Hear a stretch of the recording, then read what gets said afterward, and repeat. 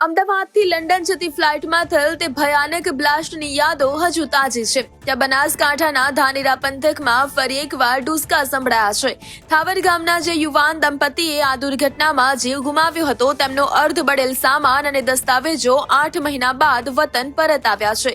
આ સામાન જોઈને પરિવારના જૂના જખમ ફરી તાજા થયા છે અને આખું ગામ શોકમગ્ન બન્યું છે। આબ ફાટ્યું હોય તેવી વેદના અને ક્યારે ન પૂરાય તેવી ખોટ આ દ્રશ્યો છે બનાસકાંઠાના ધાનેરા તાલુકાના થાવર ગામના।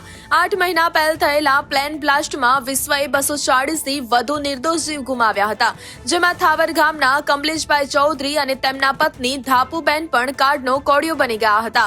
લગ્ન બાદ ઉજળી આશાઓ સાથે પ્રથમવાર લંડન જઈ રહેલા આ દંપતીના સપના હવામાં જ વિખેરાઈ ગયા હતા। સમય વહેતો રહ્યો પરંતુ પરિવારની આંખો સુકાઈ નહોતી। એવામાં 8 માસ બાદ જ્યારે મૃતક દંપતીના અર્ધ બળેલા દસ્તાવેજો અને સામાન ઘરે પહોંચ્યો, ત્યારે ફરી એકવાર કલ્પાંત ફાટી નીકળ્યું હતું। જે દીકરા વહુને હસતા મુખે વડાવ્યા હતા, તેમની યાદગીરી રૂપે આજે માત્ર રાખ અને બળેલા કાગળો જ બાકી રહ્યા છે।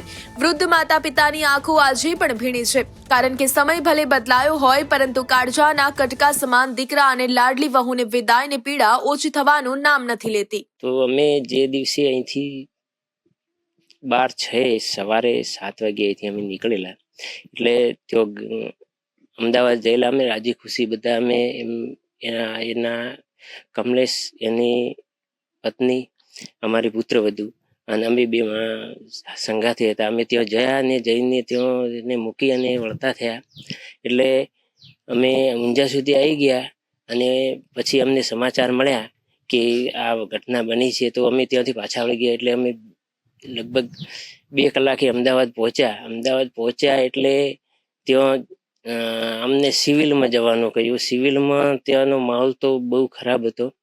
એ દિવસે જે ખરેખર ખૂબ જ આઘાતજનક એટલી ઘટના હતી કે એની અંદર આમ કશું કહી શકાય નથી, એના કોઈ શબ્દો નથી, એટલી એકદમ ડરામણી હતી અને અમારા જીવન તો ત્યાં જ સમેટાઈ ગયા હતા। થાવર ગામના ખૂબ જ આશાસ્પદ યુવાન એવા ચૌધરી કમલેશભાઈ સવદાનભાઈ તારીખ 12/6/2025ના રોજ વિમાન દુર્ઘટનામાં અવસાન પામેલા। આ ઘટના અમારા સમગ્ર ગામ માટે, એમના પરિવાર માટે અને આ બાજુના સમગ્ર પંથકને લઈને જો વિચારીએ તો સમગ્ર માટે આ દુઃખની ઘટના હતી। આજે પણ આ પ્રસંગ યાદ આવે છે તો અમે સર્વ ગ્રામજનો અને સર્વ આવા પંથકના તમામ જનો ખૂબ જ શોકમાં ડૂબી જઈએ છીએ। યાદ કરવા જઈએ તો આ કમલેશને હું બચપણથી જાણતો હતો। ભણવામાં ખૂબ હોશિયાર અને કંઈક ને કંઈક જીવનમાં કરી છૂટવાની એની તમન્ના હતી। તે ભણતો ત્યારથી BSc થયો, મેથેમેટિક્સ સાથે MSc સુધીનું શિક્ષણ પ્રાપ્ત કર્યું, ત્યારબાદ વિદેશ જવાની પરીક્ષા પાસ કરી અને આ રીતે સ્ટેપ બાય સ્ટેપ આગળ વધતા પછી એને એવું લાગ્યું કે એ વિદેશમાં જઈને પણ પોતાના પરિવાર સાથે રહું, એ પ્રકારનો એક ઉત્તમ ભાવના સાથે એ ભારત પરત ફરેલો અને અહીંથી પરિવારજનોને લઈ જતા જે આ કાળમાં જે ઘટના બની છે એ ખૂબ જ દુઃખદ સાબિત થઈ। એમના ધર્મપત્ની અને આ કમલેશ, આ બંનેનો સ્વર્ગવાસ થયો છે અને એ દરમિયાનમાં એમનો જે સામાન હતો એ સરકારશ્રીની પ્રોસેસ મુજબ પરિવારજનોને પરત કર્યો, પરંતુ સાથે દીકરો તો નથી આવ્યો। આનું ખૂબ જ દર્દ એમના માતા પિતા તેમજ પરિવારજનોને છે। સમગ્ર અમારા ભુરિયા પરિવાર આ બાબતે ખૂબ જ શોકની લાગણી વ્યક્ત કરે છે। આજે 6 માસ પૂર્ણ થયા છે, પરંતુ આ શોક શમ્યો નથી અને પિતાશ્રીએ એમને ખૂબ મજૂરી કરી અને એને ભણાવ્યો હતો।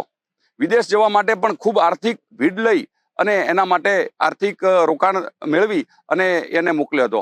આ પ્રકારનો એના પિતાશ્રીએ પણ ખૂબ મહેનત કરી છે અને માતાશ્રીના આશીર્વાદ આ બધું લઈને એક આ કામ કરતો હતો। એના વચ્ચે આ દુર્ઘટના બની છે, તો દુર્ઘટનામાં સમગ્ર ગ્રામજનોને તમામ ખૂબ જ શોકની લાગણી આજે વ્યાપેલી છે। જ્યારે જ્યારે યાદ આવે છે ત્યારે આ કારમી ઘટના અમે ખૂબ અસહ્ય લાગે છે અને આવી ઘટના ભગવાન કોઈને ના આપે એવી પણ પ્રાર્થના કરું છું।